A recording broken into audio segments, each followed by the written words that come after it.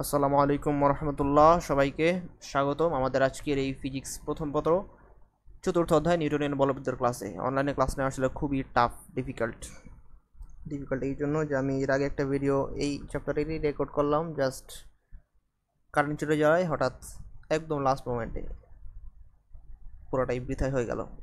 তো যাই হোক, এই চ্যাপ্টারটা শুরু করছি এবং ফিজিক্সের ক্ষেত্রে মেডিকেল স্ট্যান্ডার্ড ক্লাসের স্ট্যান্ডার্ডই হচ্ছে এরকম, একটা ক্লাসে কয়েকটা চ্যাপ্টার শেষ করা হয়, মিনিমাম তো 2টা শেষ করা হবে, 3টা শেষ করা হয় অনেক ক্লাসে, অনেক ক্ষেত্রে। কারণ ফিজিক্স মেডিকেলের পড়াশোনা কম, চ্যাপ্টার ছোটো ছোটো এবং ম্যাথ করতে হয় না। তো আমি দেরি না করে শুরু করছি এবং এই চ্যাপ্টারটা আজকে আমি একটা ক্লাসে একটাই চ্যাপ্টার শেষ করবো যাতে ছোটো হয়, এবং যেহেতু ইউটিউবের জন্য যাচ্ছে তাই আমি একটা ক্লাসে একটা চ্যাপ্টার শেষ করবো, ছোটো ক্লাস যেতে হয় এবং তোমাদের যাতে পরে করতে সোজা হয়। তা আমি শুরু করছি এই চ্যাপ্টারটা 4.1 বলের সংজ্ঞামূলক ধারণা। যাই হোক, এখানে জড়তার একটা সংজ্ঞা দেওয়া আছে। আমার তো সংজ্ঞা পড়তে হবে না, আমার জানতে হবে জড়তা কয় প্রকার, স্থিতি জড়তা, গতি জড়তা আমরা এটা জানি। আমার জানতে হবে এটার এক্সাম্পলগুলো। এই বই ওরকম নাই, তোমরা তপন স্যারের বই, এক্সপার্টের বই অথবা তোমাদের যে আলাদা সাপোর্টিং বই যেগুলো আছে তোমরা সেখান থেকে এক্সাম্পলগুলো দেখে নেবা, এক্সাম্পলগুলো লাগে। আমি পরের পেজ চলে এসেছি, আমি যা দেখাবো এখান থেকে সেটা হচ্ছে ভর। ভর কি? ভর হচ্ছে জড়তার পরিমাপ, অথবা ভরকে আরেকভাবে বলা যায় বেগ পরিবর্তনকে বাধা দেওয়ার পরিমাপই হচ্ছে ভর। তো জড়তা কি? তোমরা যখন একটা দেখো কোনো একটা ভারী বস্তু তোমরা সরাইতে, ধাক্কা দিয়ে সরাতে কষ্ট হয়, কেন কষ্ট হয়? কারণ তোমরা কমন সেন্স, এর ভর বেশি, সরাতে কষ্ট হয়। অন্যভাবে বললে সেই ভারী বস্তুটার স্থিতি জড়তা, সে স্থির আছে, স্থির থাকতে যে চায় সবসময়, এই জড়তাটা বেশি, এর জন্য তোমার তাকে সরাতে বেশি কষ্ট হচ্ছে। স্থির আছে, তোমার তাকে বেগ দিতে কষ্ট হচ্ছে, মানে বেগের পরিবর্তনে বাধা একটা পাচ্ছ তুমি। তো কেন পাচ্ছ? ভরের জন্য। তাহলে এখান থেকে তুমি বুঝতে পারো যে ভর এবং জড়তার মধ্যে একটা সম্পর্ক বিদ্যমান, এবং সম্পর্ক এরকমই যে ভর হচ্ছে জড়তার পরিমাপ। তো নিউটনের বলবিদ্যা, এখানে বল নিয়ে কথাবার্তা হবে। তো বল আসলে এখানে বলা হয়েছে দুই প্রকার, একটা হচ্ছে স্পর্শ বল আর একটা অস্পর্শ বল। স্পর্শ বল নাম শুনেই বোঝা যায় যেই বল ক্রিয়া করার জন্য ডিরেক্ট কন্ট্যাক্ট লাগে, প্রত্যক্ষ সংস্পর্শ লাগবে। এখানে কিছু উদাহরণ দেওয়া আছে, স্পর্শ বলের উদাহরণ দেওয়া আছে। এগুলো হচ্ছে ঘর্ষণ বল, সংঘর্ষের ফলে সৃষ্ট বল, এবং যেটা টানা বল। তো এখানে আমাদের ছন্দর প্রয়োজন নাই, আমরা যদি ঘষেটি সঙ্গ শিখি কোনো প্রয়োজন নাই, সংজ্ঞা শিখি প্রয়োজন নাই। কেন? কারণ এটা আমাদের কমন সেন্স। ঘর্ষণ হওয়ার জন্য ডিরেক্ট কন্ট্যাক্ট লাগে, টানা বল টান দেওয়ার জন্য তোমার ডিরেক্ট কন্ট্যাক্ট লাগবে। এরপরে তোমার সংঘর্ষ, তুমি যদি স্পর্শ না করে সংঘর্ষ কীভাবে হবে? এটা আমরা কমন সেন্স দিয়ে বুঝতে পারি। গেল, আমরা এখান থেকে এক্সাম্পলগুলো জানবো। আমরা এখান থেকে আরেকটা তথ্য জানবো, সেটা হচ্ছে বাস্তবে এমন কোনো বস্তু নেই যার মধ্যে বাইরে থেকে কোনো বল ক্রিয়া করে না। অর্থাৎ তোমার কাছে মনে হচ্ছে যে একটা বস্তু স্থির, স্থির মানে তুমি দেখে বলছো যেহেতু স্থির তার মানে এর মধ্যে বাহ্যিক কোনো বল প্রযুক্ত হচ্ছে না, অথবা কোনো বল ক্রিয়া করছে না। তো তোমার ধারণাটা ভুল, কারণ নিউটনের তৃতীয় সূত্র অনুসারে ক্রিয়া এবং প্রতিক্রিয়ামূলক বল উপস্থিত আছে, এর জন্য সে স্থির। আমরা এটা পরবর্তী গেলে আরও জানবো, তো একটু তোমরা জাস্ট জেনে রাখো, আমরা সামনে এটা জানবো। এরপর আমি এখান থেকে যা দেখাবো যে কোনো বস্তুর ভর যদি বেশি হয় তাহলে তার জড়তা বেশি হবে, এবং সেই বস্তুকে গতিশীল করতে তোমার বেশি বল প্রয়োগ করতে হবে। ব্যাস, এটা আমরা জানি, এটা কমন সেন্স। পরের পেজে আমাদের বলের বৈশিষ্ট্য বা বল গতির উপর কী কী প্রভাব বিস্তার করে তার একটি তালিকা তৈরি করা হলো। এই তালিকা তোমাদের পড়তে হবে না, এখানে 4টা বৈশিষ্ট্য দেওয়া আছে, এটা তোমরা জানো। বল কেন? স্থির বস্তুকে গতিশীল করতে বল প্রয়োগ করা হয়, ত্বরণ সৃষ্টি করতে, এটা আমরা জানি। বেগের হ্রাস বৃদ্ধি, বস্তুর বিকৃতি ঘটাতে, গতিশীল বস্তুর দিকের পরিবর্তন করতে, এটা আমরা জানি ছোটোবেলা থেকে। আমাদের যা জানি, তবে ভুল হতে পারে বা ভুলে যায়, সেটা হচ্ছে বল জোড়ায় জোড়ায় ক্রিয়া করে। এটা আমি হাইলাইট করে দেওয়ার দরকার ছিল না, তাও করে দেই। এটা নিউটনের সেই তৃতীয় সূত্রটাকে সমর্থন করে। এটুকু আমরা জানবো। বলের একক সম্পর্কে আমি এফপিএস একক, বলের এফপিএস একক হচ্ছে পাউন্ডাল। তো আমি সবার পরিচিত যে একক নিউটন, আমি সেটা কেন দাগালাম না। আসলে অ্যাডমিশন ক্লাস তোমরা কখন করবা? তোমরা করবা এইচএসসি পড়াশোনা, এইচএসসির বেসিকগুলা কমপ্লিট করার পর তোমরা অ্যাডমিশন ক্লাসগুলো করবা। তো তোমরা এইচএসসি যারা পড়ছো তারা জানো যে বলের একক নিউটন, এসআই একক নিউটন, এটা খুবই কমন। আমার এটা আবার দাগাতে হচ্ছে না। যদি দাগানোর সিস্টেমটা কি, আসলে দাগানোর সিস্টেমটা আমরা দাগাই সেগুলাই যা ইম্পর্টেন্ট এবং আমি ভুলে যাই। আমি যেহেতু জানি যে বলের এসআই একক নিউটন, এটা আমি কখনো ভুলবো না, এবং আমি তোমাদের থেকে এই আশা রাখতে পারি যেহেতু তোমরা এইচএসসি পড়ছো তোমরা এই জিনিসটা ভুলবা না যে বলের এসআই একক নিউটন। তো এটা আমি দাগাচ্ছি না। তবে যারা একদম শুরুতেই বেসিক কনসেপ্ট ক্লিয়ার না করে অ্যাডমিশন ক্লাস করতে যায় তাদের জন্য ধরতে কষ্ট হবে, এবং অ্যাডমিশন ক্লাস আসলে তোমাদের জন্য না যারা এইচএসসির বেসিকটা কমপ্লিট করো নাই। তাহলে আগে কমপ্লিট করে আসো, এরপর তোমরা যত আগে অ্যাডমিশনের ক্লাস শুরু করতে পারবা, পড়াশোনা শুরু করতে পারো, ততই ভালো। তবে আগে বেসিক কনসেপ্টটা ক্লিয়ার রাখতে হবে। এখান থেকে বলের এফপিএস একক পাউন্ডাল, এসআই একক নিউটন আমরা জানি। এখান থেকে আমরা আরেকটা কিছু জানবো, বলের মাত্রা। হ্যাঁ, বলের মাত্রা এটা তোমরা মুখস্থ রাখবা, mLT ইনভার্স 2। আমরা জানি যে বলের মাত্রা বের করা যায়, ম্যানুয়ালি বের করা যায়, তবে এই বলের মাত্রাটা মুখস্থ রাখবে, এটা আমাদের পরবর্তীতে অনেক কাজে লাগবে।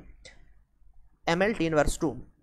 তো এরপরে আমি কিছু এক্সট্রা কথা এখানে লিখে দিই, যেমন আমরা জানি বলের এসআই একক নিউটন, বলের এফপিএস একক পাউন্ডাল, বলের সিজিএস একটা একক আছে, সিজিএস এককটাকে বলা হয় ডাইন।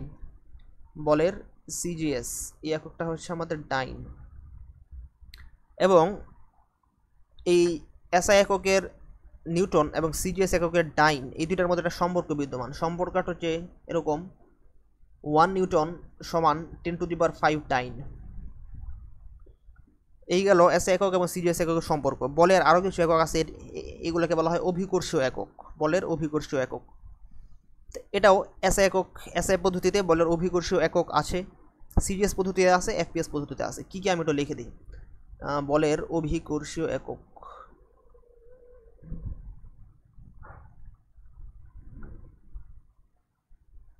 আচ্ছা, বলের অভিকর্ষীয় একক এসআই পদ্ধতিতে আমাদের এটা হচ্ছে KG weight, KG weight, weight মানে যে ওজন সেটা। সিজিএস পদ্ধতিতে আমাদের এটা হচ্ছে গ্রাম ওয়েট, এবং এফপিএস পদ্ধতি যেটা, সেটাতে হচ্ছে এলবি, এলবি মানে পাউন্ড, এলবি ওয়েট। আমি আশা করি এটা দেখা যাচ্ছে, হ্যাঁ দেখা যাচ্ছে।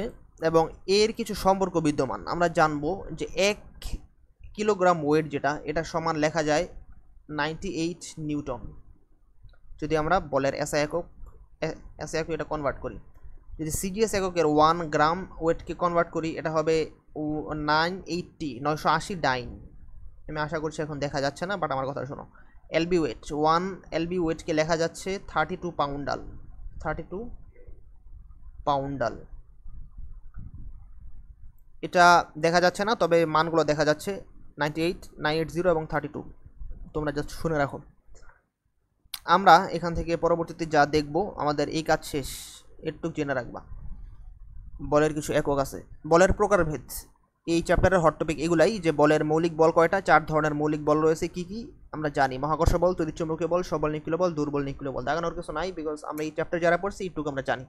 আমরা জানবো মহাকর্ষ বল, এটা একটা আকর্ষণধর্মী বল। এর আগে আছে একটা কথা লেখা আছে, ইহা খুবই দুর্বল। এই দুর্বল কথাটা আমরা পরবর্তীতে আরেক জায়গায় পাবো, তাই আমি এখানে দাগাচ্ছি না। আমরা যা এক জায়গায় পড়বো তা বারবার দাগাইতে হবে না, এক জায়গা থেকে পড়বো, তাহলে আমাদের পরবর্তীতে রিভিশনের সুবিধা হবে। যখন আমরা বই খুলবো আমরা দেখবো দাগানো যত কম দাগানো থাকবে, আমাদের পড়তে তত সুবিধা, আমাদের নিজেদের একটা মেন্টাল স্যাটিসফ্যাকশন কাজ করবে যে না আমার পড়াশোনা গুছানো আছে। আমি একটু দাগাইলাম। গ্র্যাভিটন আছে এখানে লেখা, বাট এটা আমরা পরে পাবো। তড়িৎ চুম্বকীয় বল, এখান থেকে আমরা এক্সাম্পলগুলো দেখব। স্থিতিস্থাপক বল, আণবিক গঠন, রাসায়নিক বিক্রিয়া। আণবিক গঠনের ক্ষেত্রে কোন বল প্রযোজ্য? তড়িৎ চুম্বকীয় বল। এটা এমসিকিউতে আসে এবং অনেকে ভুল করে না পড়ার কারণে, না জানার কারণে, তাহলে একটু জেনে রাখবা। সবল নিউক্লিয় বল যেটা, সবল নিউক্লিয় বল সম্পর্কে আমরা জাস্ট এই লাস্ট লাইনটার কিছু পয়েন্টস খেয়াল করব। বলটা হচ্ছে আকর্ষণধর্মী, মহাকর্ষ বলের মতোই। এটা স্বল্প পাল্লা বিশিষ্ট, এটা আমরা পরে পাবো, বা কিন্তু এখানে দাগা রাখলাম। চার্জ নিরপেক্ষ এবং নিউক্লিয়াসের বাইরে এটা ক্রিয়াশীল নয়। এই 4টা পয়েন্ট আমরা মাথায় রাখবো। দুর্বল নিউক্লিয় বল, এটা একটু ইম্পর্টেন্ট। এইখান থেকে আমরা যা জানবো সেটা হলো, তেজস্ক্রিয় নিউক্লিয়াস যখন ভাঙে, তোমরা জানো বিটা কণা নির্গত হয় এবং সাথে কিছু শক্তি নির্গত হয়, এবং ইন্টারেস্টিংলি বিটা কণা কিছু শক্তি এর সাথে বহন করে নিয়ে যায়, এবং বাকি অবশিষ্ট যে শক্তিগুলো এটা আরেকটা কণা বহন করে, তার নাম নিউট্রিনো। এটাই এখানে লেখা আছে যে যখন তেজস্ক্রিয় নিউক্লিয়াস ভাঙে তখন বিটা কণা নির্গত হয় এবং একটা শক্তি নির্গত হয়, এবং এই নির্গত শক্তির গতিশক্তি বিটা কণার চেয়ে অবশ্যই বেশি, এবং অবশিষ্ট কিছু শক্তি আছে যা বিটা কণা বহন করে না, তা নিয়ে যায় নিউট্রিনো নামে একটা কণা। তাহলে আমরা কি জানলাম? আমরা বুঝলাম যে নিউক্লিয়াসের ভাঙন প্রক্রিয়ায় বিটা এবং নিউট্রিনো কণার যে নির্গমন, এটা দুর্বল নিউক্লিয় বলের প্রভাবে হয়ে থাকে। এটুকু আমরা জানলাম এখান থেকে। তারপর আমাদের এই জিনিসটা রিভিশন দেওয়ার ক্ষেত্রে এবং পড়ার ক্ষেত্রে খুবই ইম্পর্টেন্ট, এবং এই জিনিসটা আমাদের 3 স্টার দেওয়া দরকার ছিল, দিয়ে দেবো না, আমি দিয়েই দিই, বিকজ আমরা আগে পড়ি নাই, এখানে পড়বো দেখি। আচ্ছা, এখানে সবল নিউক্লিয় বল, এটা নিউক্লিয়াস গঠনের ভূমিকা রাখে, এবং মেসন গ্লুওন এই দুইটা কণার বিনিময়ে সবল নিউক্লিয় বল কার্যকর হয়। দুর্বল নিউক্লিয় বল ডাব্লিউ এবং জেড বোজন কণার বিনিময়ে কার্যকর হয়, এবং এটা বিটা ক্ষয়ের জন্য দায়ী। তড়িৎ চুম্বক বল, ফোটন এবং পরমাণুর গঠনের জন্য দায়ী। মহাকর্ষ বল গ্যালাক্সির গঠনের জন্য দায়ী এবং গ্র্যাভিটনের ফলে বিনিময়ে মানে বাহকণিকা আর কি গ্র্যাভিটন এখানে। তো তোমরা সবাই জানো এসব আসলে কিভাবে মনে রাখতে হয় এবং জানা উচিত। মহাকর্ষ মানে কি? গ্র্যাভিটি, গ্র্যাভিটি গ্র্যাভিটন, যেহেতু মিল আছে আমরা মনে রাখবো যে মহাকর্ষ বলের জন্য বাহকণিকা গ্র্যাভিটন। তড়িৎ চৌম্বক বল আমরা জানি ফটো ইলেকট্রিক ইফেক্ট, সেকেন্ড পেপারে আমরা এই জিনিসটা পড়ছি ফিজিক্সের, যে ফটো ইলেকট্রিক ইফেক্ট, ফোটন এখানে জড়িত। তো এইভাবে আমরা মনে রাখবো যে তড়িৎ চৌম্বক বল, এই বলের যে বাহকণিকা সেটা হচ্ছে ফোটন। দুর্বল নিউক্লিয় বল বিটা ক্ষয়ের জন্য দায়ী। এখন দুর্বল এবং WZ বোজন, এই কণিকা ব আছে, দুর্বলের ব এবং বোজনের ব, তাহলে এই ব দিয়ে আমরা মনে রাখবো যে দুর্বল বোজন। এবং সবল দন্তস্ব আছে, মেসনে দন্তস্ব আছে, এইভাবে আমরা মনে রাখবো। মনে রাখাটা ইজ আপ টু ইউ, তুমি যেভাবে মনে রাখো। আমি এভাবে মনে রাখলাম, বললাম যে সবলের দন্তস্ব আছে, মেসনের দন্তস্ব আছে, মেসন, তাহলে সবলের জন্য মেসন এবং গ্লুয়ন, মূলত গ্লুয়ন আর কি। তো যাই হোক, এরপর আমাদের 4.1.2 মৌলিক বলসমূহের তীব্রতার তুলনা। এখান থেকে আমি প্রথমেই এই লাইনটা দাগাবো, সবল এবং দুর্বল নিউক্লিয় বলের এটার পাল্লা খুবই স্বল্প, এবং মহাকর্ষ ও তড়িৎচুম্বকীয় বলের পাল্লা এটা অসীম, থিওরিটিক্যালি অসীম, যে কোনো দ্রুত থেকেই কার্যকর হতে পারে। এরপরে কিছু আপেক্ষিক তুলনা দেওয়া আছে, এটা আমরা পড়বো একটু পরে। এর আগে আমরা দেখব আব্দুস সালাম, ওয়াইনবার্গ এবং গ্লসো নামক তিনজন বিজ্ঞানী দুইটা বলকে একীভূত করতে সফল হয়েছে। এটা হচ্ছে দুর্বল নিউক্লিয় বল এবং তড়িৎচুম্বকীয় বল, এবং যে তত্ত্বের সাহায্যে তা করা হয়েছে এটাকে বলে সালাম ওয়াইনবার্গ তত্ত্ব। কিন্তু গ্লাসোকে বাদ দিল কেন? যাই হোক, বাদ দিছেই। তাহলে এই সবল নিউক্লিয় বলের পাল্লা যে স্বল্প, কত? 10^15, দুর্বলের 10^16। এটা স্বল্প পাল্লা আমরা পড়লাম একটু আগে, এবং পাল্লাটা এখন দেখে নিলাম। তো আপেক্ষিক তুলনা যেটা, সেটা আমরা নিজেদের মতো একটু গুছায় পড়বো এরকম, যে আমাদের সবচেয়ে শক্তিশালী যেটা, সেটা হচ্ছে আমাদের সবল নিউক্লিয় বল, এর চেয়ে কম তড়িৎ, এর চেয়ে কম দুর্বল, এবং এর চেয়ে কম মহাকর্ষ। যেটা আমরা মহাকর্ষকে যদি 1 ধরি, মহাকর্ষের সাপেক্ষে তুলনা করি, তাহলে এটা 10⁻0 লেখা যায়, কারণ আমরা জানি যে কোনো কিছুর পাওয়ার 0 মানে ভ্যালুটা 1 অ্যাকচুয়ালি। তাহলে আমরা মহাকর্ষ বলের সাপেক্ষে তুলনা করলে এই দুর্বল নিউক্লিয় বল মহাকর্ষ বলের তুলনায় 10⁻30 গুণ বেশি শক্তিশালী, তড়িৎ বল 10⁻39 গুণ বেশি শক্তিশালী, এবং সবল নিউক্লিয় বল 10⁻41 গুণ বেশি শক্তিশালী। এটা আছে এখানে লেখা আর কি, এটা আমরা একটু গুছাই নিলাম।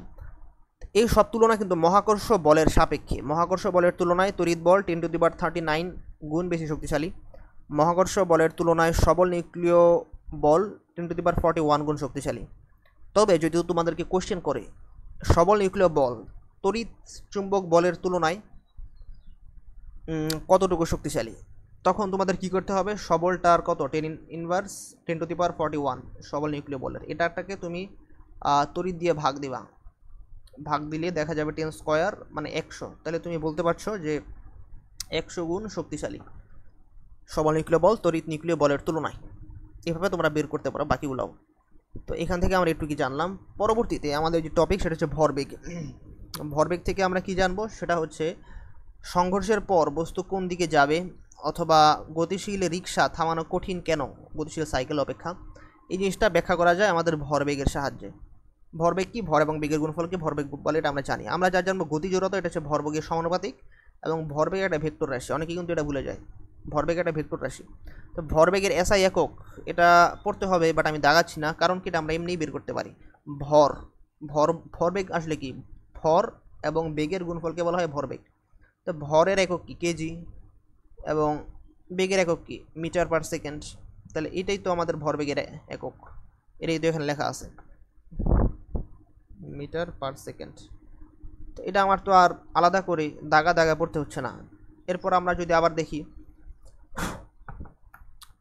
ভরের মাত্রা কত, ভরের মাত্রা m, এবং বেগের মাত্রা L(t⁻1), এটা আমরা জানি L(t⁻1). তাহলে এটা আমরা বের করতে পারছি এখান থেকে। তো এটা আমার দাগায় পড়ার কিছু নাই, বাট পড়তে হবে। আচ্ছা, পরে নিউটনের গতিসূত্র, এটাই সবচেয়ে ইম্পর্টেন্ট। আমরা যখন নিউটনিয়ান বলবিদ্যা অধ্যায়টার কথা বলছি, তখন এই জিনিসটাই আমাদের মাথায় ঘুরে, যে নিউটন 3টা সূত্র দিছে। সূত্র এটা দিছে কবে?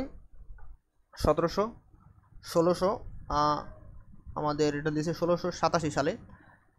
তার একটা গ্রন্থ আছে ন্যাচারালিস ফিলোসফিয়া প্রিন্সিপা ম্যাথমেটিকা। এই বইয়ে বস্তুর 3টা ধর্মের মধ্যে সে সম্পর্ক স্থাপন করছে। এটা হচ্ছে ভর, গতি এবং বল। এই তিনটা ধর্ম, নট ভর গতি বেগ অথবা ভর ত্বরণ বেগ, কিছু না, ভর গতি এবং বল, এই তিনটার মধ্যেই সে সম্পর্ক স্থাপন করছে। এবং তিনটা সূত্র আমরা জানি, first law, second law, third law. সূত্রের মূল বিষয়গুলো আমরা জানি। আমাদের যা জানতে হবে এক্সাম্পলগুলো, যে প্রথম সূত্র থেকে আমরা কি জানতে পারি, সেকেন্ড সূত্র থেকে কি জানতে পারি, থার্ড সূত্র থেকে কি জানতে পারি। তো তৃতীয় সূত্র থেকে আমরা সবাই একটা জিনিস জানতে পারি, এবং এটাই লাগে ভরবেগের নিত্যতা যেটা। এবং প্রথম সূত্র থেকে আমরা জড়তার বিষয়টা জানি। আমি একটু লিখে দিই যা আমাদের হালকা প্যাচ লাগে। এটা হচ্ছে প্রথম সূত্র থেকে আমরা জানতে পারি জড়তা এবং বলের সংজ্ঞা যেটা, এই বিষয়টা জানতে পারি। আমাদের থার্ড সূত্র থেকে আমরা সেই নিত্যতা, আমি জাস্ট নিত্যতা লিখি, এই নিত্যতা সম্পর্কে জানতে পারি। এবং সেকেন্ড সূত্র থেকে আমরা জানতে পারি দুইটা জিনিস, অনেক কিছু জানতে পারি, তবে দুইটা জিনিস আমি হাইলাইট করছি এখান থেকে। F সমান ma, এই সূত্রটা আমরা সেকেন্ড ল থেকে জানি। এবং কেন্দ্রমুখী বল যেটা, কেন্দ্রমুখী বলের ধারণাটা আমরা সেকেন্ড ল থেকে জানতে পারি, সেকেন্ড ল থেকে জানলাম। এরপর আমি যদি একটু, এখানে লেখা আছে একটা জিনিস, যে গাড়িতে বসে থাকা আরোহী ভেতরে ঠেলতে পারি কিনা। এখান থেকে আমি একটা জিনিস খেয়াল করলাম, যে একটা জিনিস বলা দরকার। আমাদের থার্ড ল হচ্ছে প্রত্যেক ক্রিয়ারই একটা সমান এবং বিপরীত প্রতিক্রিয়া রয়েছে। তো এটা কি আসলে ক্রিয়া প্রতিক্রিয়া একই বস্তুর উপর প্রযোজ্য নাকি দুটি ভিন্ন বস্তুর উপর প্রযোজ্য? এটা আমি যদি লিখি একই বস্তু কিনা, আসলে না, একই বস্তুর উপরে ক্রিয়া প্রতিক্রিয়া দুইটা বল প্রযুক্ত হয় না, দুটা ভিন্ন বস্তুর উপর প্রযুক্ত হয়। যেমন তুমি যদি একটা গাড়ির মধ্যে বসে থাকো, তাহলে তুমি আরোহী হিসেবে গাড়ির ওপর একটা বল প্রয়োগ করবা, এটা তোমার ক্রিয়ামূলক বল। এবং নিউটনের তৃতীয় সূত্র অনুসারে গাড়িও তোমার উপর, তুমি আরোহী, তোমার উপর একটা বিপরীত প্রতিক্রিয়া বল দিবে, সমান ও বিপরীত বল তোমার উপর প্রয়োগ করবে, এটা হচ্ছে গিয়া প্রতিক্রিয়া বল। তাহলে বুঝতে পারছো, একটা বল তুমি দিচ্ছ, এটা রিসিভার হচ্ছে গাড়ি, এটা ক্রিয়ামূলক। সেকেন্ডলি গাড়ি তোমার দিকে সেই ভ্যালুর অপোজিট ডিরেকশন, মানে তোমার দিকে একটা বল সে প্রয়োগ করছে, এখানে রিসিভার তুমি, আরোহী। তার মানে ক্রিয়া এবং প্রতিক্রিয়ামূলক বল একই বস্তুর উপর প্রযুক্ত না, দুটা ভিন্ন বস্তুর উপর মানে প্রযুক্ত হয়, এটা তোমরা জেনে রাখলা। আমরা 4.2.1 প্রথম গতির সূত্রের আলোচনা, এখান থেকে জানবো একটু কি, যে প্রথম সূত্রকে বলা হয় জড়তা বা জাড্ডের সূত্র, কারণ এ থেকে আমরা জড়তার ধারণা পাই। এটা আসলে দাগানোর কিছু ছিল না এতদিন, তোমরা আশা করি এটা জানো, তাও দাগায় রাখলাম যাতে একদম খালি খালি না থাকে। যাই হোক, আরেকটা অনুসন্ধানমূলক কাজ দেওয়া আছে। প্রযুক্ত বলের অবর্তমানে একটি বস্তু বক্রপথে চলতে পারে? আসলে বক্রপথে চলতে পারে না। প্রযুক্ত বলের অবর্তমানে একটি বস্তু বক্রপথে চলতে পারে না। বক্রপথ যে কোনো রকম হতে পারে, আমি বোঝানোর সুবিধার্থে এটা ধরে নিলাম একটা বৃত্তাকার পথ। এই একটা বস্তু সে বৃত্তাকার পথে ঘুরছে, তার যে কোনো অবস্থায় তার বেগের দিকটা হচ্ছে স্পর্শক বরাবর। তার মানে তার বেগের মানটা যদি ধরি সেম, সমবেগ আছে, ধরি মানটা সেম, কিন্তু তার বেগের দিক চেঞ্জ হচ্ছে। এবং আমরা জানি বেগ একটা ভেক্টর রাশি, যেহেতু দিক চেঞ্জ হচ্ছে তার মানে বেগটা আসলে চেঞ্জ হচ্ছে। বেগ চেঞ্জ হওয়া মানে এখানে ত্বরণ আছে, এবং ত্বরণ আছে মানেই সেখানে একটা বল আছে, যেহেতু এই বস্তুর একটা ভর আগে থেকেই বিদ্যমান। তাহলে ভর এবং ত্বরণ থাকলেই আমাদের সেখানে বলের একটা ব্যাপার স্যাপার চলে আসে। তাই যদি বলা হয় প্রযুক্ত বলের অবর্তমানে একটি বস্তু বক্রপথে চলতে পারে কি না, অবশ্যই প্রযুক্ত বল যদি আমাদের না থাকে তাহলে সে বক্রপথে চলতে পারবে না। বল প্রযুক্ত হচ্ছে মানে তার ত্বরণ আছে, এবং ত্বরণ যদি থাকে তাহলে আমরা ধরে নেব যে এখানে একটা বল ছিল। তো বৃত্তাকার পথে যে একটা বস্তু ঘূর্ণায়মান, তুমি তাকে দেখে বলতে পারছো যে তার একটা ত্বরণ আছে, যেহেতু বেগের দিক চেঞ্জ হচ্ছে তার মানে একটা ত্বরণ আছে মানেই তোমার ধরে নিতে হবে এখানে অবশ্যই একটা বলের ভূমিকা আছে। প্রযুক্ত বল, এখানে বল প্রযুক্ত হয়েছে, এর জন্য সেই বক্রপথে চলমান। আশা করি বোঝা গেছে, প্রযুক্ত বলের অবর্তমানে একটি বস্তু বক্রপথে চলতে পারে না, এটাই সত্য। নিউটনের দ্বিতীয় সূত্র, এখান থেকে আমরা তেমন কিছু জানবো না, আমরা শুধু এই সূত্রটা সম্পর্কে জানবো, F সমান ma, যে আমরা দ্বিতীয় সূত্র তা থেকে পাই, এটাকে বলা হয় বলের মান নির্দেশক সমীকরণ। এবং এই দ্বিতীয় সূত্র থেকে আমরা F সমান ma এটা জানি, কেন্দ্রমুখী বল এর ধারণা পাই, তাও বুঝতে পারলাম। তবে এক্সট্রা আরও কিছু এখানে বিষয় আছে যা আমরা দ্বিতীয় সূত্র থেকে জানতে পারি, তা আমরা এখান থেকে জেনে নেব। বলের একক বলের সংজ্ঞা, বলের অভিমুখ, বলের নিরপেক্ষ নীতি। এটা কিন্তু একক বলের অভিমুখ, এখানে একটা পেজ তোমাদের লাগতে পারে। যদি বলে বলের সংজ্ঞা বলে তোমরা দাগাবা প্রথম সূত্র, তবে একক বলের সংজ্ঞা বলে এটা দ্বিতীয় সূত্র।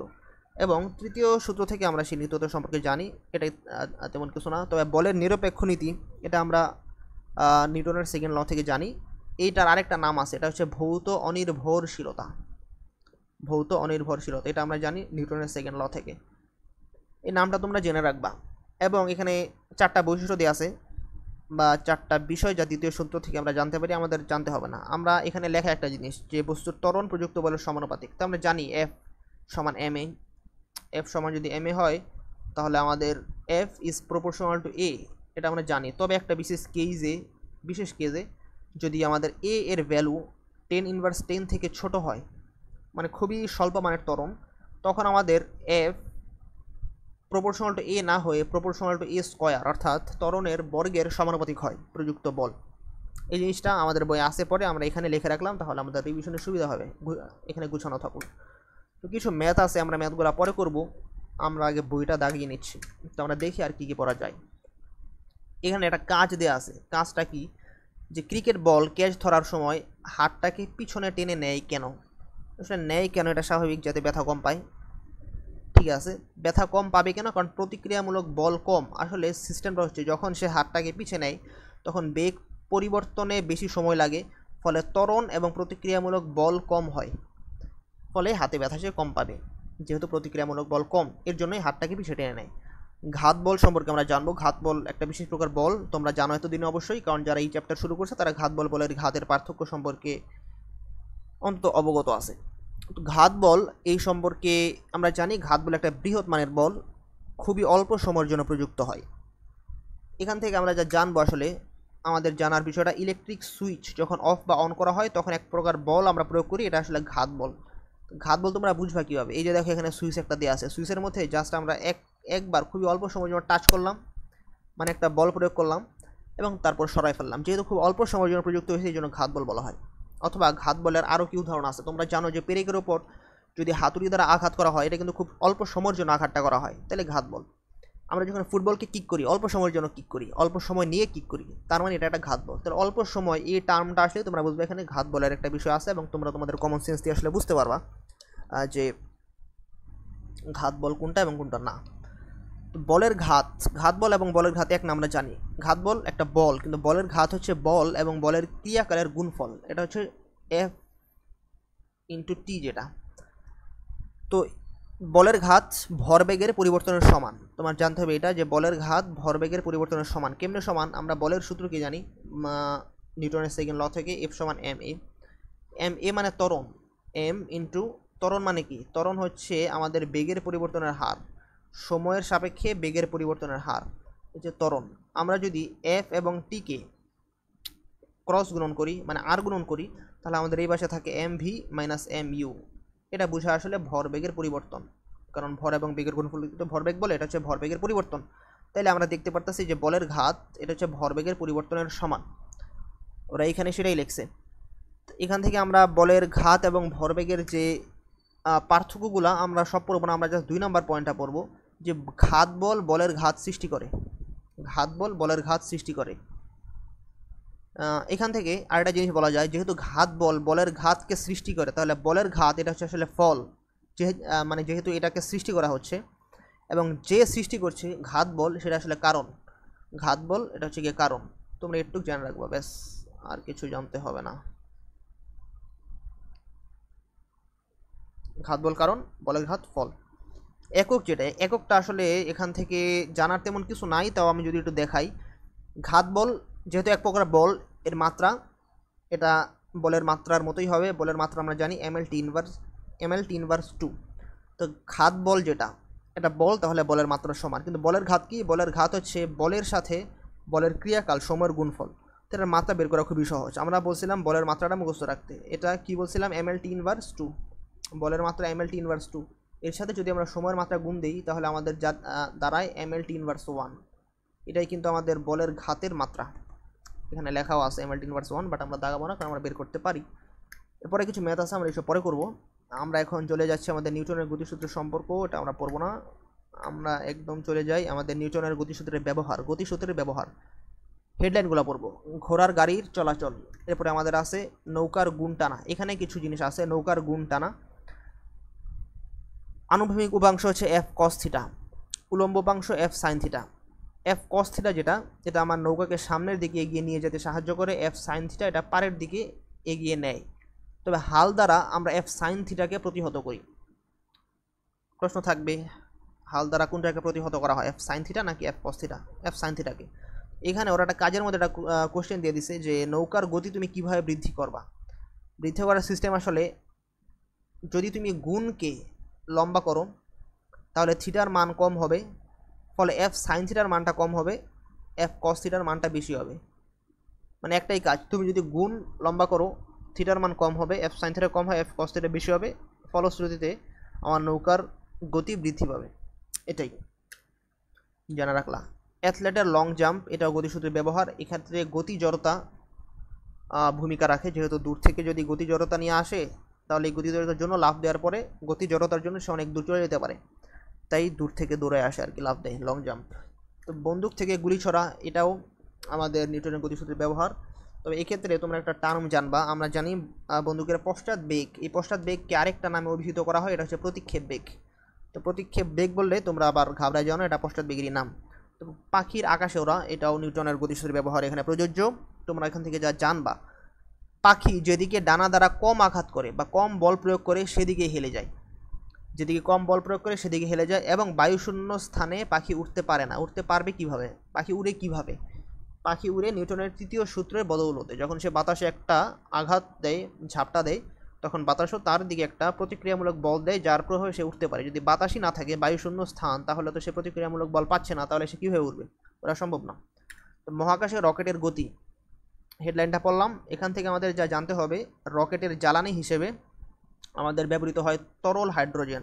মনে রাখবা, তরল, নট গ্যাসীয়। দহনের জন্য ব্যবহৃত হয় তরল অক্সিজেন। একটা হচ্ছে জ্বালানি আর একটা হচ্ছে দহন। এবং তরল, দুইটাই তরল, নট গ্যাসীয়, জেনে রাখলাম। রকেটের সূত্রর ম্যাথ আমরা করব, এই দুইটা সূত্র আমাদের জানতে হবে। একটা হচ্ছে তাৎক্ষণিক ত্বরণ আর একটা হচ্ছে নিট ত্বরণ, আমরা জানবো এটা পরে, ম্যাথ করব দুইটা, এই 3 এবং 4 নাম্বারটা, তবে এখন না। আমরা নিউটনের গতিসূত্রের অবদান পড়তে হবে না, সীমাবদ্ধতা পড়বো না, এসব চ্যাপ্টার 6-এ আছে অথবা সেকেন্ড পেপারে আছে, ওটা বললো পরে পড়বো। রৈখিক ভরবেগের নিত্যতা পড়তে হচ্ছে না। আমরা এখান থেকে রৈখিক ভরবেগের সংরক্ষণ সূত্র বা ভরবেগের নিত্যতার সূত্রের উদাহরণ, এক্সাম্পলগুলো পড়ব। কামান থেকে গুলি ছোড়া, আরোহী নৌকা থেকে লাফ দেওয়া, এবং এই জেট বা রকেটের উড্ডয়ন, যেটা এক্সাম্পলগুলো পড়বো। এই তিনটাই আছে, তিনটা পড়লাম। এক্সাম্পলের জাস্ট হেডলাইনগুলো আমাদের লাগতো। আমরা তার পরবর্তীতে যেটা দেখব সেটা হচ্ছে আমাদের এখানে একটা জিনিস, একটা কাজ ওরা দিয়ে দিছে, যে জানালার কাছে যদি তুমি ঢিল মারো তাহলে কাঁচটা টুকরা টুকরা হয়ে ভেঙে যায়, তবে বন্দুকের গুলি করলে জাস্ট ছোট একটা গর্ত হয়।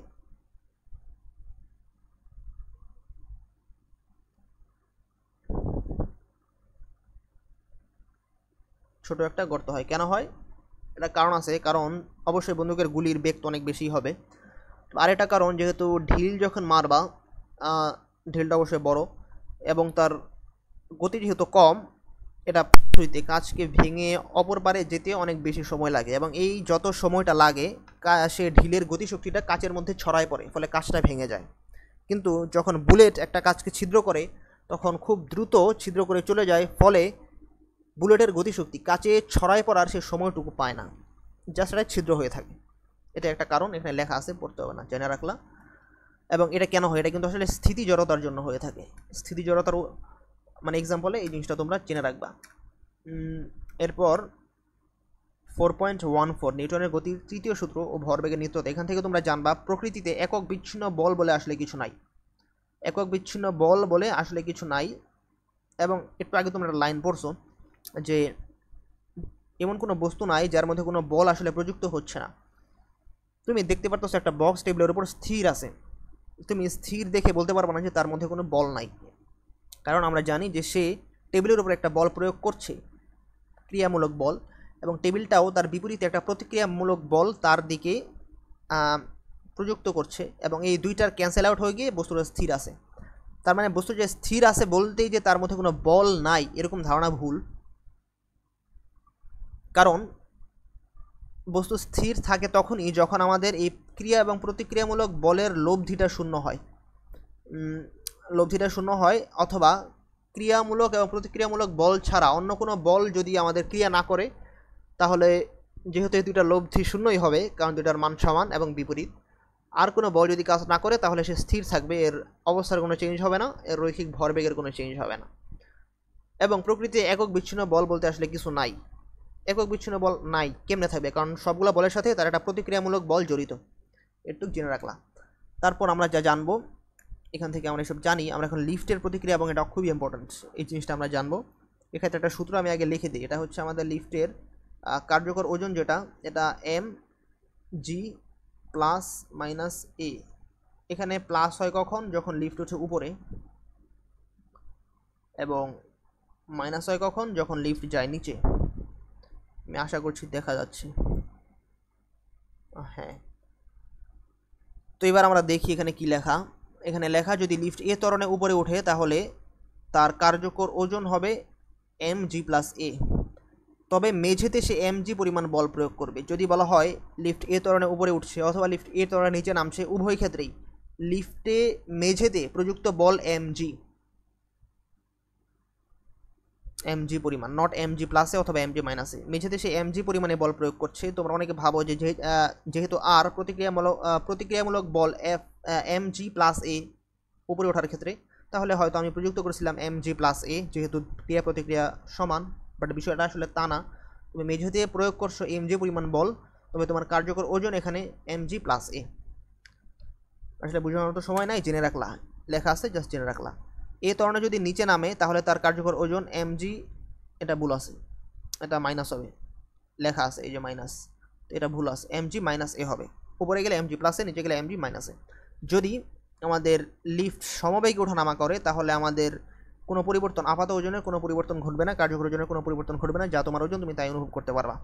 যদি অবাধে নিচে নামে, লিফট যদি অবাধে মানে মুক্তভাবে নিচে নামছে, তাহলে আমাদের এ সমান জি হবে, লিফটের নিচে নামার ত্বরণ জি হবে। এবং যদি এই সূত্রে এ সমান জি হয় এবং নিচে নামার ক্ষেত্রে যেহেতু মাইনাসটা প্রযোজ্য, তাহলে জি মাইনাস জি সমান জিরো, তাহলে আমাদের পুরোটাই শূন্য হয়ে যাবে, মানে কোনো ভরই আমরা অনুভব করব না। এটাই লেখা আছে যে সম্পূর্ণ ভারহীন নিজেকে মনে হবে, যেহেতু আমাদের কার্যকর ওজন শূন্য। তখন যদি লিফট অভিকর্ষজ ত্বরণ অপেক্ষা বেশি ত্বরণে নিচে নামে, অভিকর্ষজ অপেক্ষা বেশি ত্বরণে নিচে নামলে তাহলে আমাদের এ অপেক্ষা জি অপেক্ষা এ অবশ্যই বড় হবে, এবং আমাদের ছাদের গায়ে ওজনটা কাজ করবে আসলে উপরের দিকে আমাদের ওজন কাজ করবে, এবং এই ঘটনাকে বলা হয় অতি ভারহীনতা বা সুপার ওয়েটলেসনেস।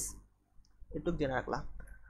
এরপর আমরা যা জানবো এখান থেকে, ভরবেগের নিত্যতার গাণিতিক ব্যাখ্যা একটু জানবা, যে যদি কোনো ব্যবস্থার ওপর প্রযুক্ত বাহ্যিক বল শূন্য হয় তাহলে মোট ভরবেগ সংরক্ষিত থাকে। একটু জেনে নিলাম। আমাদের রৈখিক পাঠ শেষ। আমরা এখন চলে যাচ্ছি ঘূর্ণন গতি। যেটা ঘূর্ণন গতি থেকে তুমি কি পড়বা? ঘূর্ণন গতি আসলে কি? একটা অক্ষের সাপেক্ষে ঘুরবে, এটাই তো, এটা আমরা জানি নর্মাল বেসিক।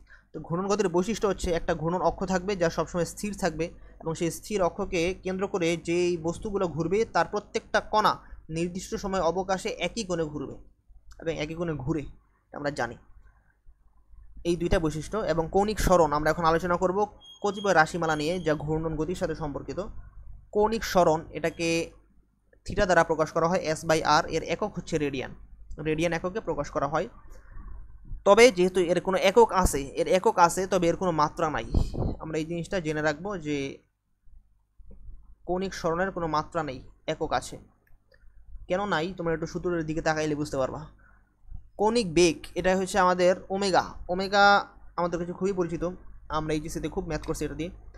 এইটার সূত্রটা আমার লাগবে, সূত্রটা হচ্ছে থিটা বাই টি, এবং এর একক হচ্ছে রেডিয়ান পার সেকেন্ড। কারণ থিটার একক রেডিয়ান আমরা এটা বললাম, এবং টি সময়ের একক সেকেন্ড।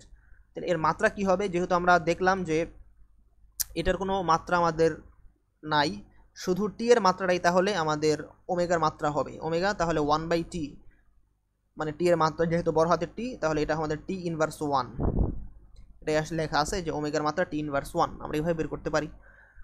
তবে কৌণিক বেগের ইঞ্জিনিয়ারিং যন্ত্রবিদ্যায় একটা একক ইউজ করা হয়, এটা হচ্ছে RPM, revolution per minute.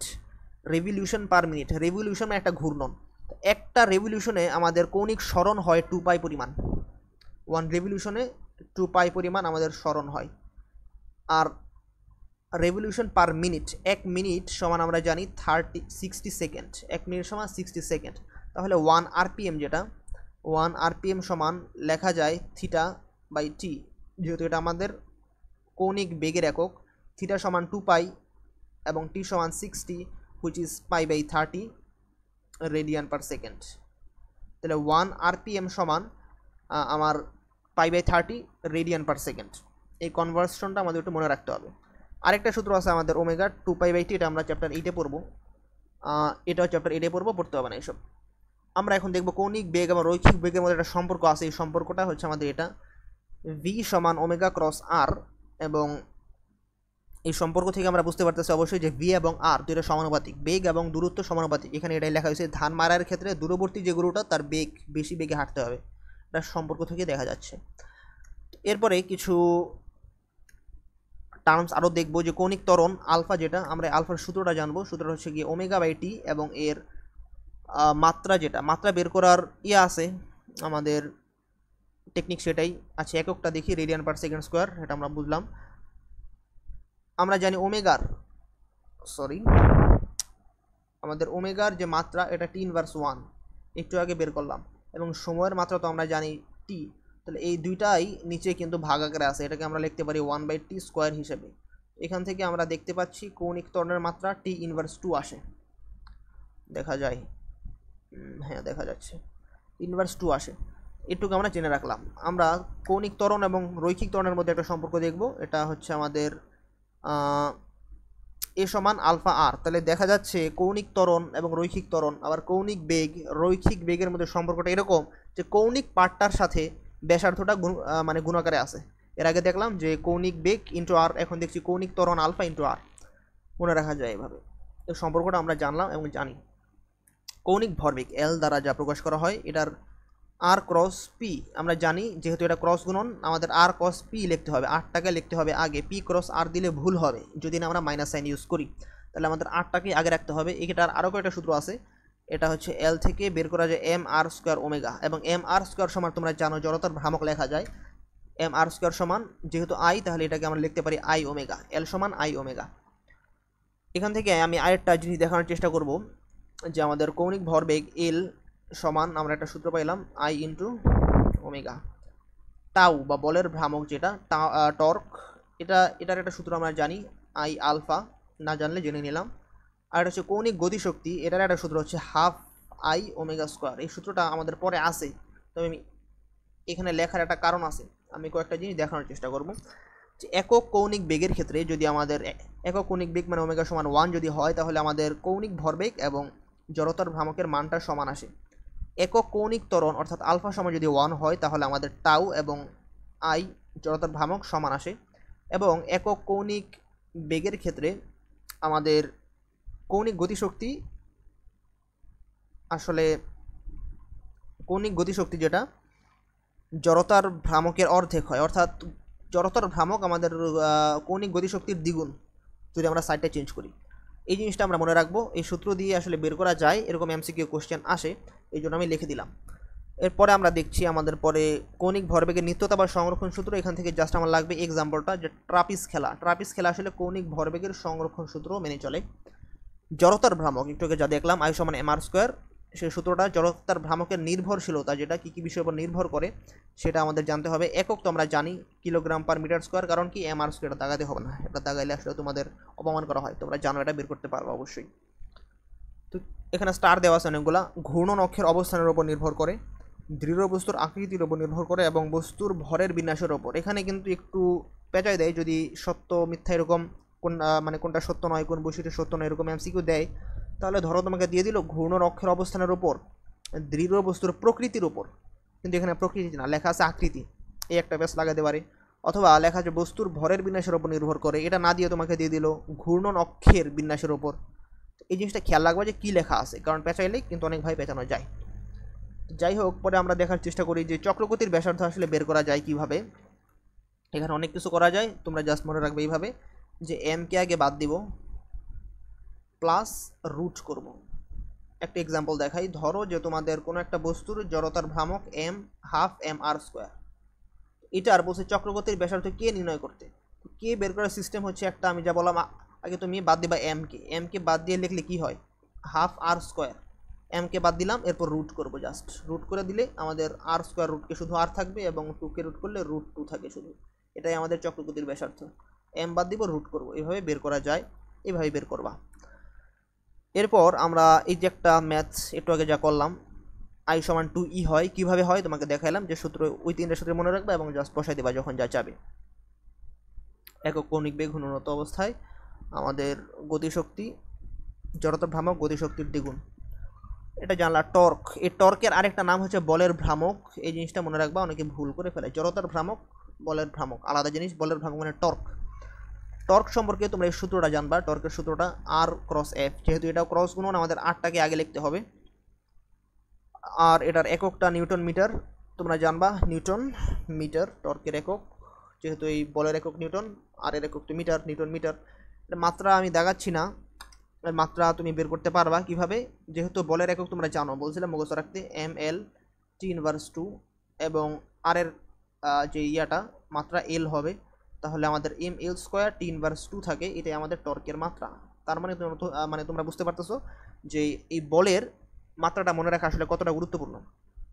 Torque থেকে আমরা আরেকটা জিনিস বুঝতে পারি, এটা হচ্ছে টর্ক যত বেশি হবে তোমার ওই টর্কের সাহায্যে তুমি সহজে কোনো কৌণিক বেগকে পরিবর্তন করতে পারবা, সহজে করতে পারবা। জানলা। এখান থেকে আর জানার তেমন কিছু নাই। আমরা যা জানবো সেটা হচ্ছে উপপাদ্য, যেটা জড়তার ভ্রামক সংক্রান্ত দুটো উপপাদ্য আছে। একটা হচ্ছে আমাদের লম্ব অক্ষ উপপাদ্য, এত চিপাই চিপাই কেন লেখছে, আর হচ্ছে সমান্তরাল অক্ষ উপপাদ্য। লম্ব অক্ষ উপপাদ্য কোনটা এটা তোমরা জানো, ও IX + IY = IZ যেটা, এবং সমান্তরাল অক্ষ উপপাদ্য জাস্ট এখান থেকে সূত্র পড়তে হবে জাস্ট, কারণ আমরা এইচএসসিতে এইসব সূত্র ব্যবহার করে আসলে অনেক প্রমাণ করছি, এক্সট্রা প্রমাণ করছি।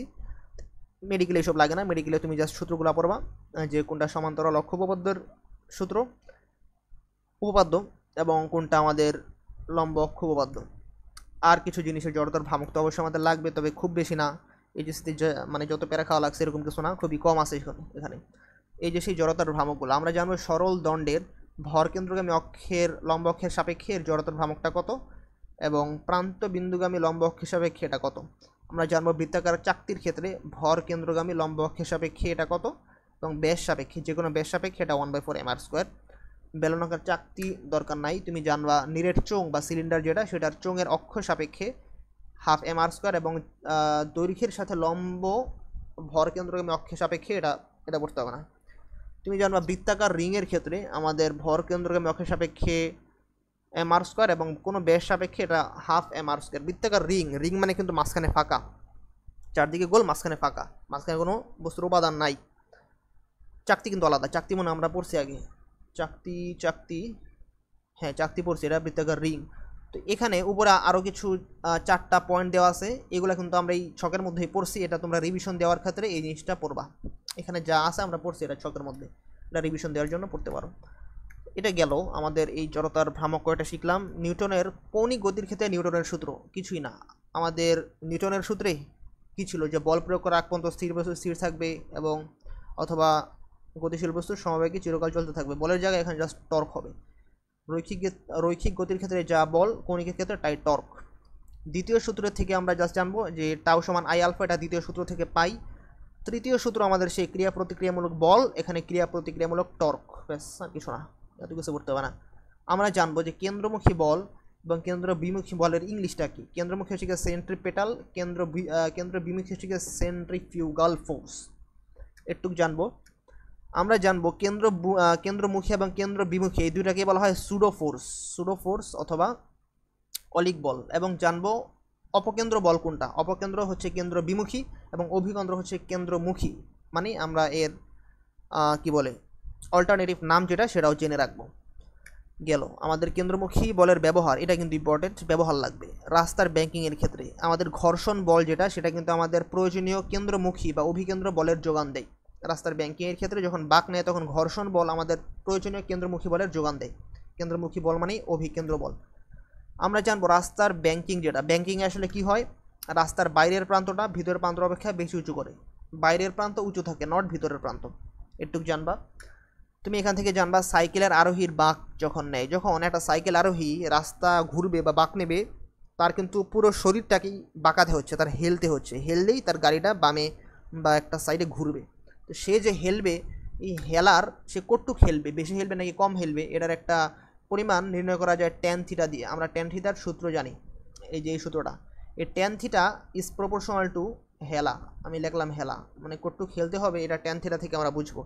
ট্যান থিটার মান যদি বেশি হয় তাহলে তার বেশি হেলতে হবে, ট্যান থিটার মান যদি কম হয় তাহলে তার কম হেলতে হবে। এবং ট্যান থিটার মান বেশি কিনা কম এটা কেমনে বুঝবো? আমরা ট্যান থিটার সূত্রে জানি, এখানে ভি আছে, ভি এর সাথে ট্যান থিটার সম্পর্ক সমানুপাতিক। অর্থাৎ যদি আরোহীর বেগ বেশি হয় তাহলে ট্যান থিটার মান যেহেতু বেশি হবে তাকে বেশি হেলতে হবে, এবং ট্যান থিটার সাথে রাস্তার যে ব্যাসার্ধ এটার সম্পর্কটা ব্যস্তানুপাতিক, মানে রাস্তার ব্যাসার্ধ যদি কম হয় তাহলে ট্যান থিটা বেশি হবে এবং তখন এই আরোহীকে বেশি পরিমাণে হেলতে হবে। বেশ, একটু চিনে নিলাম। আমরা জানবো সেন্ট্রিফিউজের কাজে আমাদের এই কেন্দ্রমুখী কেন্দ্রবিমুখী বলের ইউজ হয়, এবং এই সেন্ট্রিফিউজ করা হয় কেন? মাখন তোলার ক্ষেত্রে এবং রক্ত থেকে রক্তকণিকা পৃথক করার কাজে। আমরা জানবো আমাদের গ্রহের গতি, গ্রহগুলোর গতির জন্য এই জিনিসটা প্রযোজ্য, কেন্দ্রমুখী কেন্দ্রবিমুখী বলের ধারণা। এটুক জানলাম, এটুক জেনে নিলেই হয়ে যাবে ইনশাল্লাহ। এখন আমরা সংঘর্ষে চলে যাই। সংঘর্ষ দুই প্রকার, স্থিতিস্থাপক, অস্থিতিস্থাপক। তবে দুই ক্ষেত্রে আমাদের ভরবেগ সংরক্ষিত তো থাকেই, আমরা জানি। আরেকটা জিনিস সংরক্ষিত থাকে, সেটা হচ্ছে আমাদের মোট শক্তি, নট গতিশক্তি। মোট শক্তি, গতিশক্তি সংরক্ষিত থাকে শুধু স্থিতিস্থাপকে। তো স্থিতিস্থাপক সংঘর্ষে আসলে কি হয়? গতিশক্তি প্রথমত সংরক্ষিত থাকে এবং বস্তু দুটা আলাদা হয়ে যায়। এটা আসলে পরে পেজে আছে যে বস্তু দুটা বিচ্ছিন্ন হয়ে যায় সংঘর্ষের পর, মিলিত আকারে থাকে না। তো এখানে কিছু জিনিস লিখছে যে পূর্ণ স্থিতিস্থাপক সংঘর্ষ আসলে কোনটা? এটা হচ্ছে দুটি কাচের অথবা ইস্পাতের বলের সংঘর্ষকে পূর্ণ স্থিতিস্থাপক বলে ধরে নেওয়া হয়, গতিশক্তি সংরক্ষিত থাকে। আরেকটা টার্ম আছে আংশিক স্থিতিস্থাপক সংঘর্ষ, এটাই হচ্ছে আমাদের বাস্তবে এই জিনিসটাই ঘটে। এবং তোমরা জেনে রাখবা যে গতিশক্তি আসলে আমাদের তাপ শক্তিতে রূপান্তরিত হয়, এটা আমরা জানি ছোটোবেলা থেকে। এরপরে এখানে কিছু বিশেষ ক্ষেত্রসমূহ দেওয়া আছে, কিছু কেস, এটা আমরা পড়বো। তবে এর আগে আমাদের অস্থিতিস্থাপক সংঘর্ষটা একটু দেখে নেই। এটা আসলে কি? এত চিবাই লেখছে, এটা কেমন দেখায়? এটা হচ্ছে আদর্শ ঘটনা। অস্থিতিস্থাপক সংঘর্ষ একটা আদর্শ ঘটনা, এবং এক্ষেত্রে পরস্পরের সঙ্গে যুক্ত থাকে, অর্থাৎ সংঘর্ষের পরে এরা মিলিত বস্তুরূপে ক্রিয়া করে, এবং এই ক্ষেত্রে আমাদের গতিশক্তি সংরক্ষিত থাকে না, তবে মোট শক্তি কিন্তু সংরক্ষিত থাকে, মোট শক্তি সংরক্ষিত থাকবে। যাই হোক, এখান থেকে আমরা এই যে বিশেষ কেস সমূহ আছে, এই কেসের প্রথম দুইটা আসলে বোঝাই যায়, যদি দুইটার বেগ সমান থাকে এবং একটাও স্থির না থাকে শুরুতে, তাহলে এদের মধ্যে কখনো সংঘর্ষ হবে না, কারণ যেহেতু বেগ সমান এটা চলতে থাকবে। সেকেন্ড বলা আছে বস্তু দুটির ভর যদি সমান হয় তাহলে সংঘর্ষের পরে এই দুইটার আমাদের কি বেগের বিনিময় হবে, স্বাভাবিক বিষয়।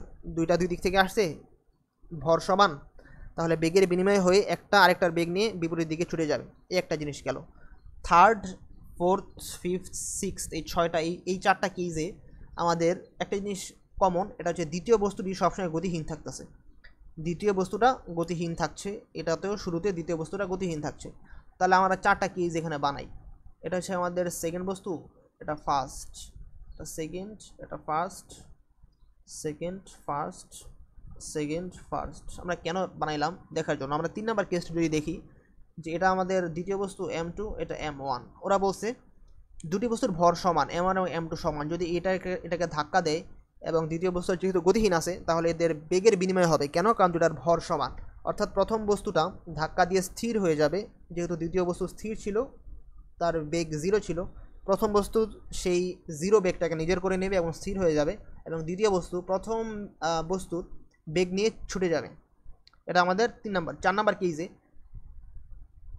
দ্বিতীয় বস্তুটা গতিহীন আসেই শুরুতে, এবং প্রথম বস্তুটার ভর বলা হয়েছে অসমান, অর্থাৎ দুইটা সমান না। এখন যদি সে ধাক্কা দেয় তাহলে আমাদের প্রথম বস্তুটা গতিহীন অবশ্যই হবে না। গতিহীন হবে না কেন? কারণ যেহেতু আমাদের দুইটার ভর সমান না, বেগ পুরোপুরিভাবে বিনিময় হচ্ছে না। তাইলে যদি বলা হয় কোশ্চেন দিয়ে কোন অবস্থায় নিচের কোন শর্তে প্রথম বস্তুকে গতিহীন করা যাবে না, তাহলে তোমরা দিবা যদি দ্বিতীয় বস্তুটা স্থির থাকে শুরুতে এবং দুইটা বস্তুর ভর অসমান হয়, এটা দিলা। তৃতীয় কেসে দ্বিতীয় বস্তুটা স্থির এবং বলা হচ্ছে প্রথম বস্তুটার ভর অত্যন্ত ভারী, অর্থাৎ আমি যদি ধরি M1 is greater than M2, অত্যন্ত ভারী। এইবার যদি প্রথম বস্তুটা সেকেন্ড বস্তুটাকে ধাক্কা দেয় তাহলে কি হবে? প্রথম বস্তুর বেগ অপরিবর্তিত থাকবে, প্রায় অপরিবর্তিত থাকবে, এটা বেগের কোনো চেঞ্জ হবে না। তবে যেটা সেকেন্ড বস্তু হালকা বস্তুটা দ্বিগুণ বেগে ছুটে চলবে। প্রথম বস্তুর দ্বিগুণ বেগে স্থির ছিল শুরুতে, সে ধাক্কা খায় দ্বিগুণ বেগে ছুটে চলবে। ফোর্থ কেস যেটা M2 এবং M1, দ্বিতীয় বস্তুটা প্রথমে স্থির আছে এবং দ্বিতীয় বস্তুটা অত্যন্ত ভারী। এবার M2 অত্যন্ত ভারী, এবার যদি সে ধাক্কা দেয় তাহলে কি হবে? সে যেই বেগ নিয়ে ধাক্কা দিছে সেই বেগ নিয়েই, প্রাথমিক বেগ নিয়েই সে বিপরীত দিকে চলে যাবে এবং ভারী বস্তু m2 যেটা স্থিরই থাকবে, স্থির যা ছিল স্থিরই থাকবে। তো এইভাবে চারটা কেস তোমরা বুঝে বুঝে পড়লে আসলে এখান থেকে ভুল যাওয়ার কিছু নাই, তবে এখান থেকে কোশ্চেন আসে, ভালোই কোশ্চেন আসে, এটা বুঝে পড়বা, তাহলে ভুল যাবে না। একটু পড়লাম, আমাদের সংঘর্ষ শেষ, কিছু ম্যাথ আছে আমরা পরে করব। তবে এর আগে আমাদের ঘর্ষণ আসলে কয় প্রকার? 4 প্রকার আমরা জানি, স্থিতি, গতি, আবর্ত, প্রবাহী। তবে এক্ষেত্রে আবর্ত ঘর্ষণ যেটা রোলিং ফ্রিকশন, এটার মানটা কিন্তু সবচেয়ে কম হয়, এটার ভ্যালুটা সবচেয়ে কম হয়। তোমরা একটু তোমরা জানবা এখান থেকে আমাদের মিউ এস ঘর্ষণ গুণাঙ্ক সমান 10 ল্যামডা। ল্যামডা কি? ল্যামডা হচ্ছে, তোমরা যদি এই চিত্রটা দেখো, এটা হচ্ছে আমাদের অভিলম্বিক প্রতিক্রিয়া বল এবং এটা হচ্ছে আমাদের লব্ধি প্রতিক্রিয়া বল, মানে আর এবং এস ঘর্ষণ বল, লম্ব প্রতিক্রিয়া বল এবং ঘর্ষণ বলের যে লব্ধি, এটা হচ্ছে লব্ধি প্রতিক্রিয়া বল। এই লব্ধি প্রতিক্রিয়া বল এস আর এর সাথে যে কোণটা উৎপন্ন করে এটা হচ্ছে আমাদের ল্যামডা। এই ল্যামডা সমান হচ্ছে গিয়া, এই ল্যামডা ট্যানজেন্ট হচ্ছে গিয়ে আমাদের ঘর্ষণ গুণাঙ্ক যেটা। একটু জানলা, তোমরা জানবা স্থিতি ঘর্ষণ এবং স্থিতিকোণ এবং ঘর্ষণ কোণের মানটা পরস্পর সমান হয় এবং স্থিতি ঘর্ষণের সূত্রাবলী, এই সূত্র তোমরা জানবা, সবগুলো পড়তে হবে না, জাস্ট একটু পড়বা যে স্থিতি ঘর্ষণ বল যেটা, এটা ক্ষেত্রফলের উপর নির্ভরশীল নয়, তলের প্রকৃতির উপর নির্ভর করে, এটা সেম। গতি ঘর্ষণের ক্ষেত্র সেম, এটা কিন্তু আমাদের তলদ্বয়ের প্রকৃতির উপর নির্ভর করে, তবে ক্ষেত্রফলের উপর নির্ভর করে না। এই জিনিসটা পড়বা, বাকি দুইটা এটা তোমরা পড়লে বুঝবা, এটা এমনিও কমন সেন্স দিয়ে অ্যান্সার করা যায়। এই তো আমাদের এই চ্যাপ্টারটা কিন্তু শেষ, আমরা কিছু ম্যাথ নিছি, ম্যাথগুলো করবো, ওই ম্যাথগুলো করলে এই চ্যাপ্টারটা আশা করি ম্যাথেরও কোনো সমস্যা হবে না। এখানে আসছে আমি 3টা সূত্র দেখানোর জন্য, যে 3টা সূত্র আমি দাগাই দিছিলাম বা লিখছিলাম, এখানে আছে আর কি, ওখানে পড়লাম, তাহলে আমাদের পরবর্তীতে রিভাইজ দিতে সুবিধা হবে। তোমরা এইভাবেই পড়বা, পড়াশোনা আসলে খুবই কম। তোমরা একটা সাজেশন তোমাদের থাকবেই যে তোমরা আগে এইচএসসির বেসিকটা কমপ্লিট করে পরে অ্যাডমিশনের পড়াশোনা যত দ্রুত শুরু করা যায় করবা, বেসিকটাকে কনসেপ্টটা ক্লিয়ার করি, তাহলেই তোমাদের ইনশাল্লাহ ভালো রেজাল্ট হবে। আচ্ছা, আমরা তাহলে ম্যাথ দেখছি।